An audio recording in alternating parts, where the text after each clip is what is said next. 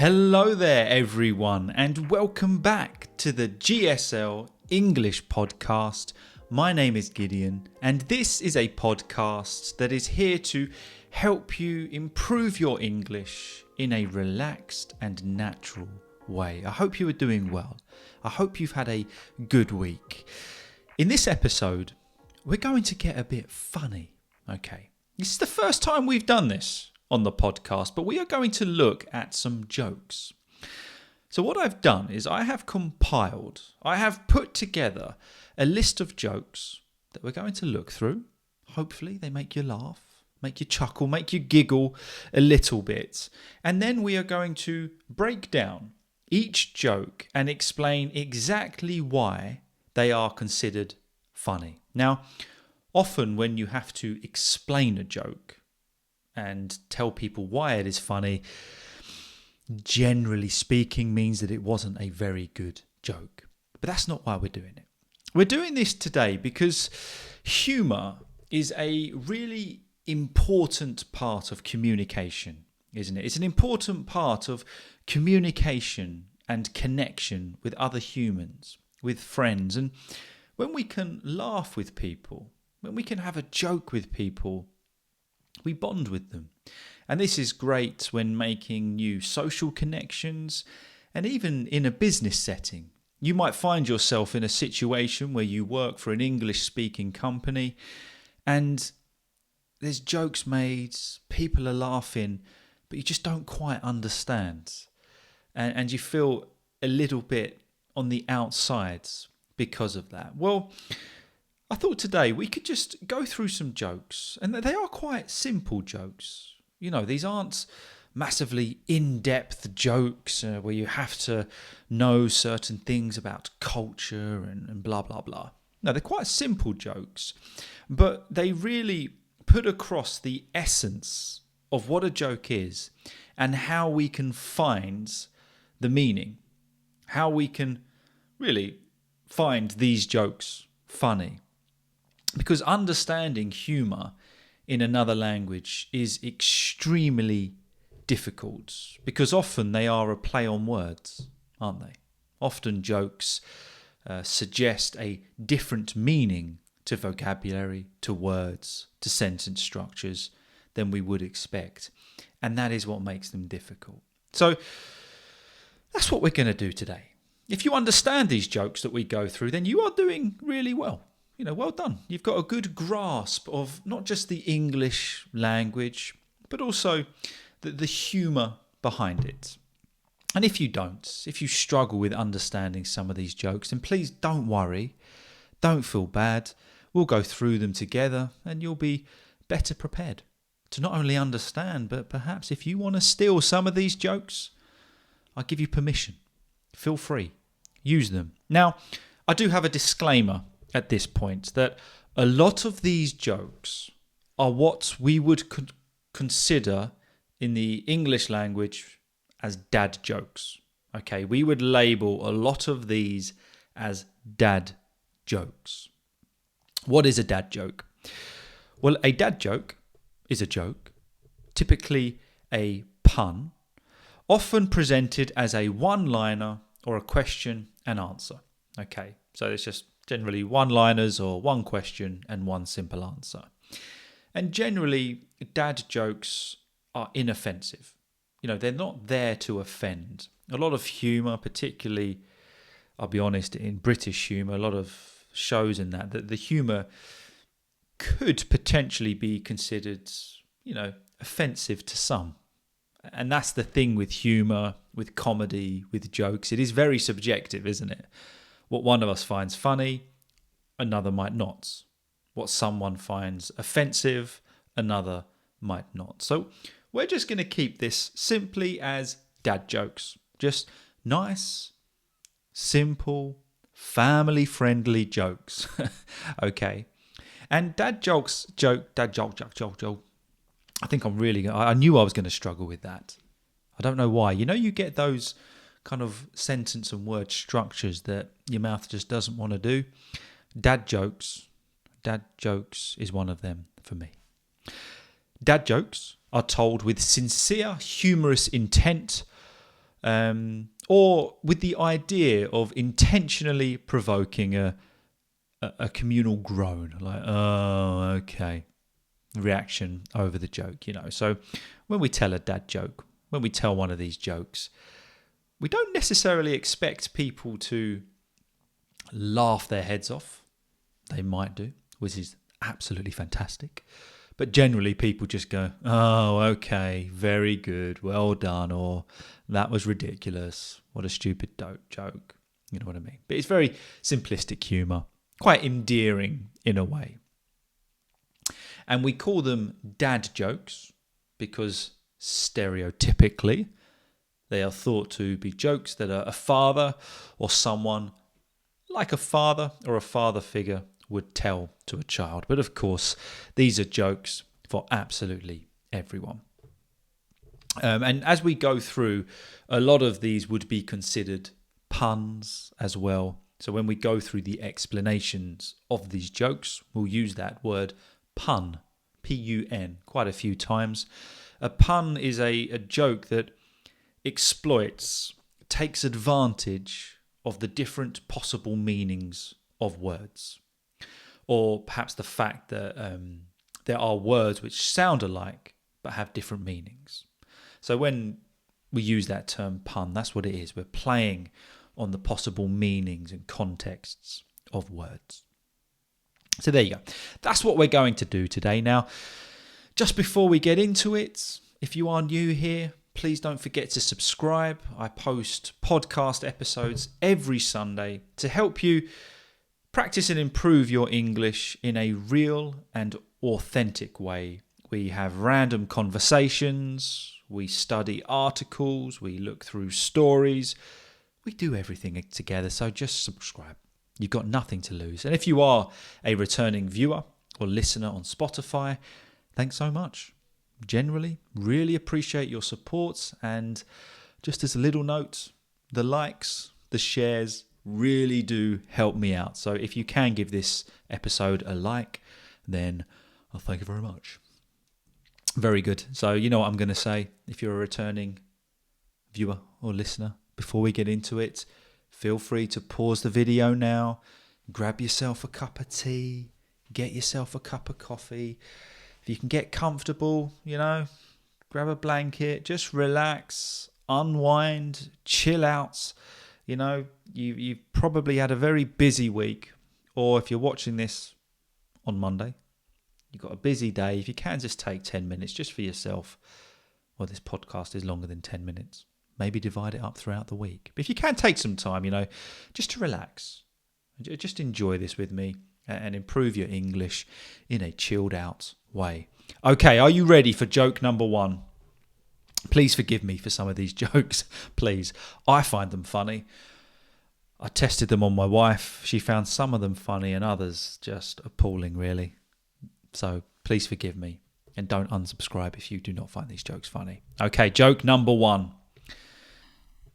What do you call fake spaghetti? What do you call fake spaghetti? An impasta. That's the level, all right? That's where we're going with this. What do you call fake spaghetti? An impasta. Do you get it? Did you get that joke?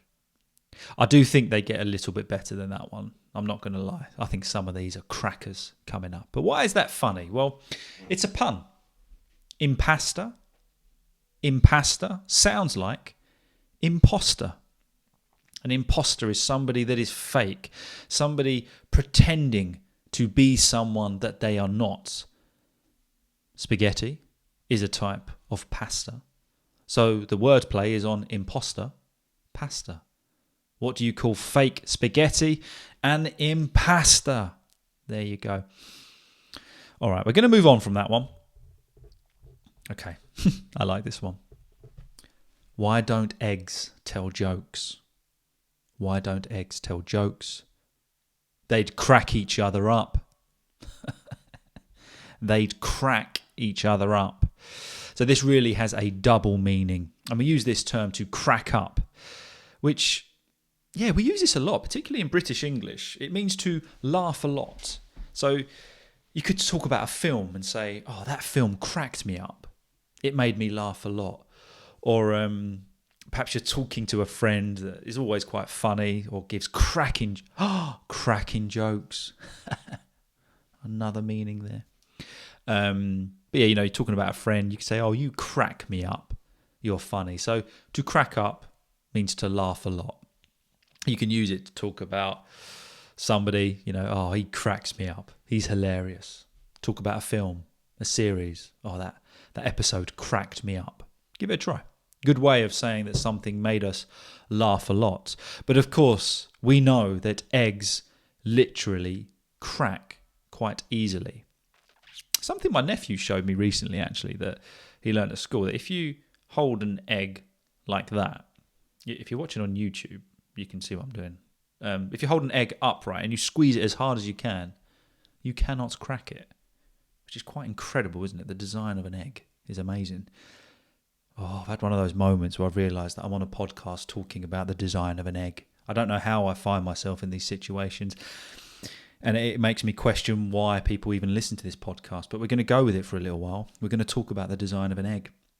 If you hold an egg upright, so not on its side, and you put perhaps your thumb at the bottom, finger at the top, and you squeeze it as hard as you can, that egg will not crack.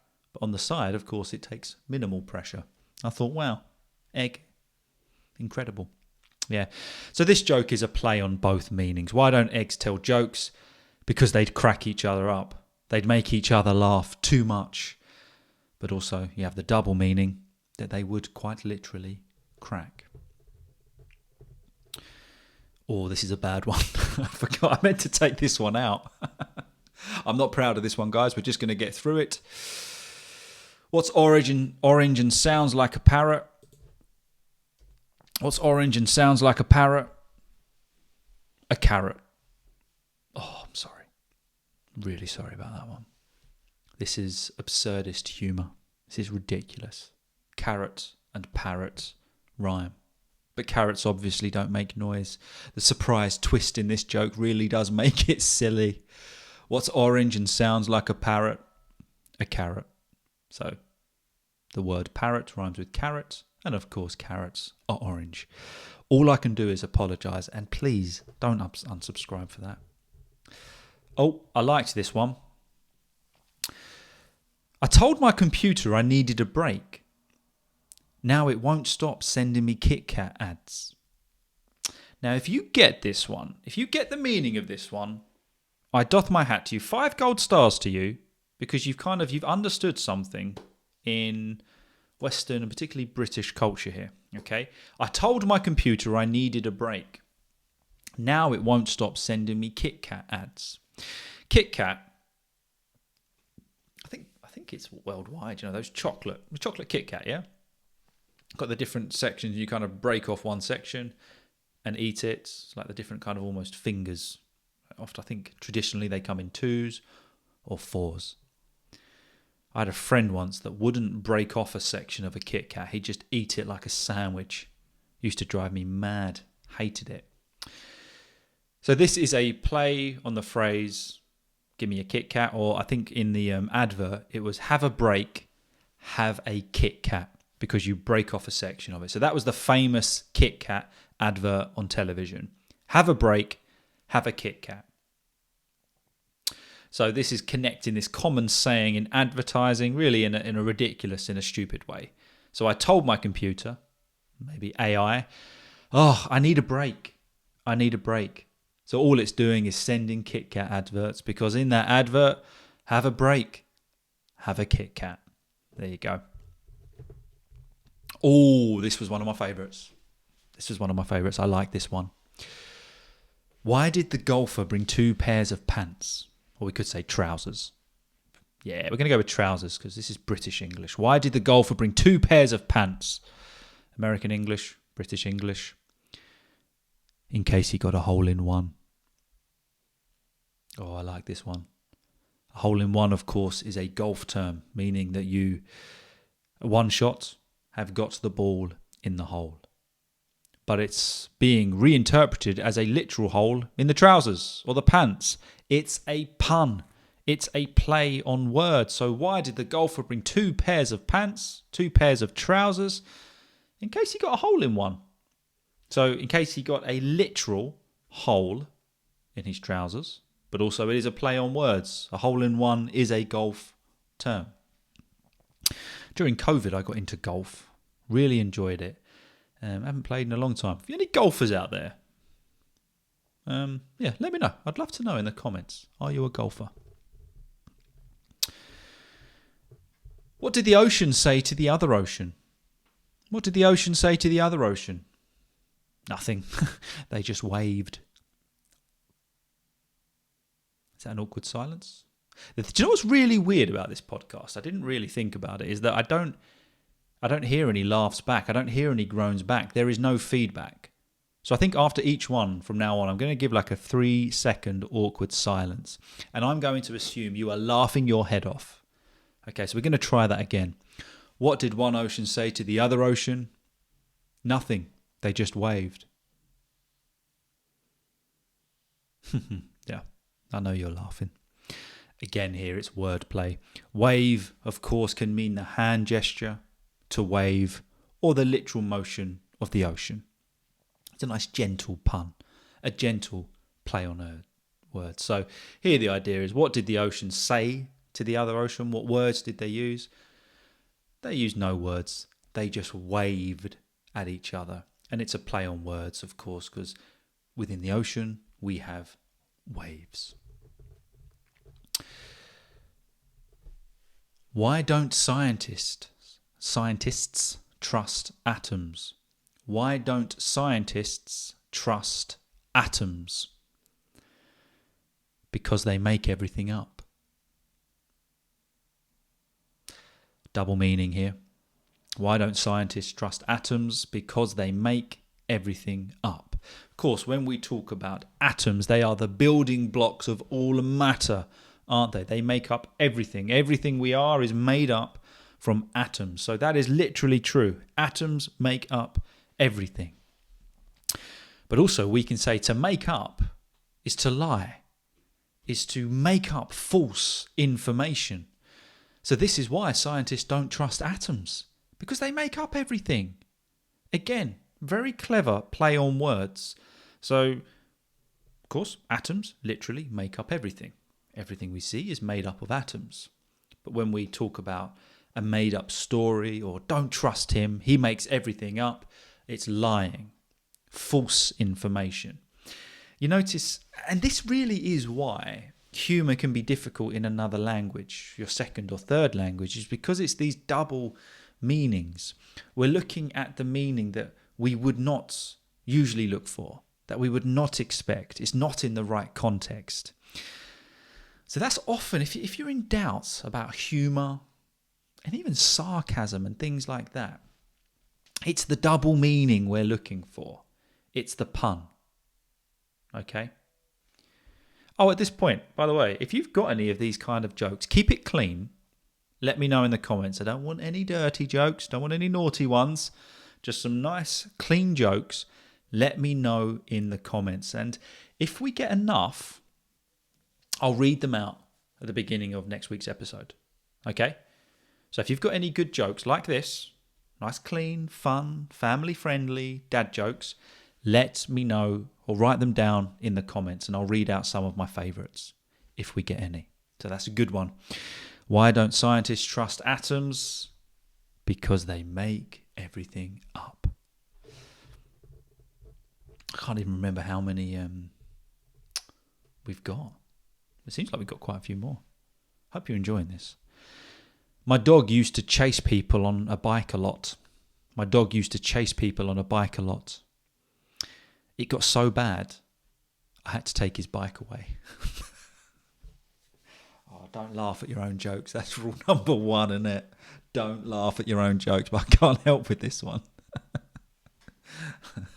My dog used to chase people on a bike a lot. It got so bad, I had to take his bike away.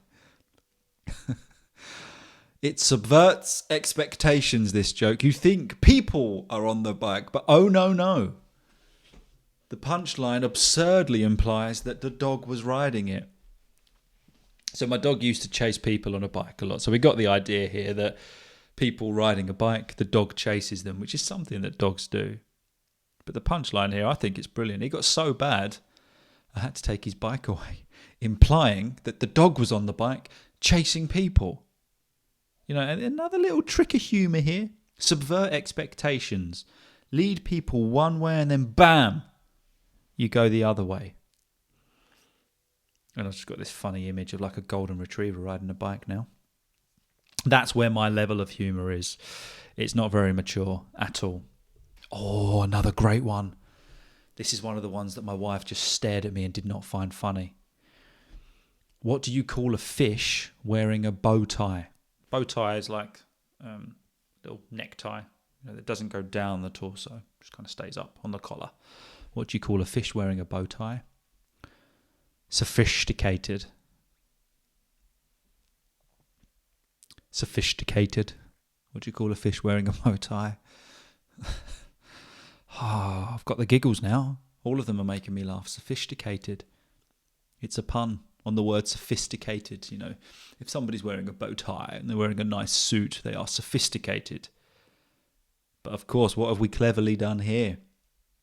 We've replaced part of the word with fish. Sophisticated. It's silly, but it's clever wordplay. We can't deny that. This is clever wordplay. Sophisticated. That's a good one to get in there. If anyone says, do you know any dad jokes? I do. What do you call a fish wearing a bow tie? Sophisticated. And just watch the whole room crack up. The whole room will burst into laughter. I promise. Oh, another great one here. I think these are all great, to be honest. Why don't skeletons fight each other? Why don't skeletons fight each other? They don't have the guts. This is a pun. Guts has a double meaning. It can mean bravery, courage to fight. You know, if you've got the guts to do something, you're brave. You're not a coward. You're going to do it. You're going to fight. You're going to do what you need to do, no matter how difficult it is. You are courageous. But literally speaking, skeletons have no internal organs. They have no guts. So again, this is a pun. We're playing on the two meanings here. Guts, to have courage, or the literal internal organ. So why don't skeletons fight each other? They don't have the guts. They don't have the internal organs, or the other meaning, they don't have the courage to fight each other. So they physically can't do it. Oh, this is a brilliant one. This is I forgot I added this one in there. I like this one. I don't know whether you're going to get it. Yeah, let's just go with it. I told my wife she was drawing her eyebrows too high. She looked surprised.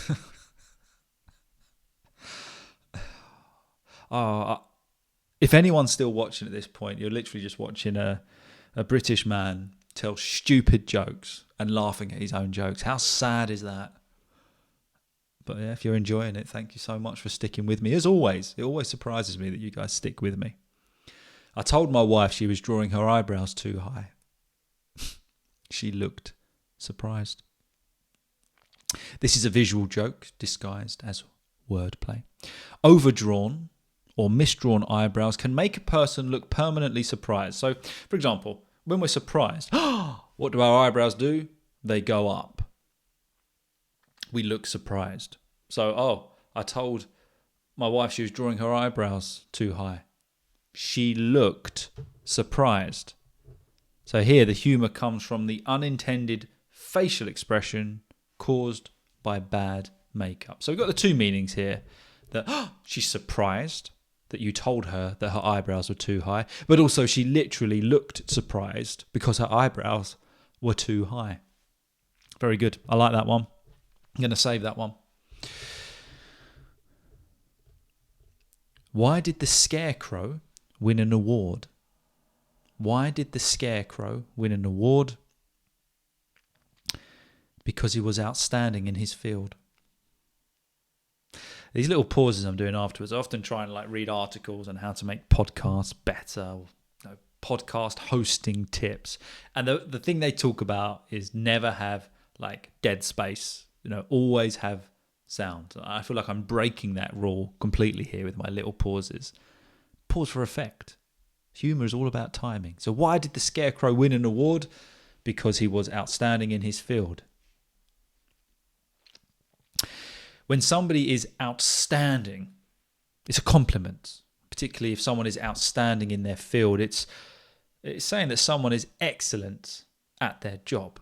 If we take this Scarecrow, what they put in a field to scare the birds away, to scare the crows away, it literally stands out in a field. So this Scarecrow won an award for outstanding in his field. So we've got the two meanings here. So it's kind of hinging on that clever double meaning. I do apologise, by the way, if you can hear a car alarm. I hope you can't, and I will try and edit it out. But as always is the way with this podcast, before and after recording, dead silent in this new place we live.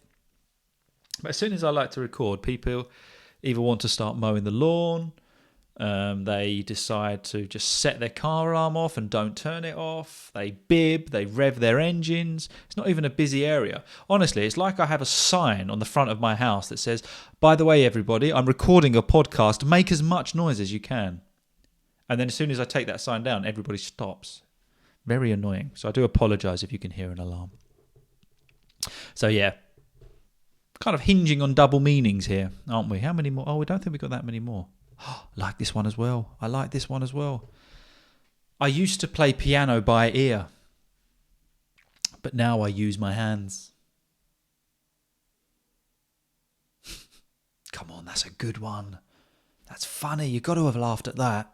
I used to play piano by ear, but now I use my hands. If we can play by ear, it means that we can play music without reading sheet music, just by listening. So, for example, I'm a drummer. If I listen to a song, generally speaking, I can play it by ear afterwards. I get the idea. And that's what it means to play by ear. You play without reading music, just by listening. So the joke flips it literally here, making it sound like the person used their ear physically to play the piano, which is absurd. Once again, it's so silly. These dad jokes, they are silly. I used to play piano by ear, but now I use my hands. So the suggestion here is that quite literally playing piano with your ear, playing on that double meaning of if we can do something by ear or play a music by ear, just by listening. But here we're taking that physical approach. So rather than physically using my ear, I now use my hands. Okay.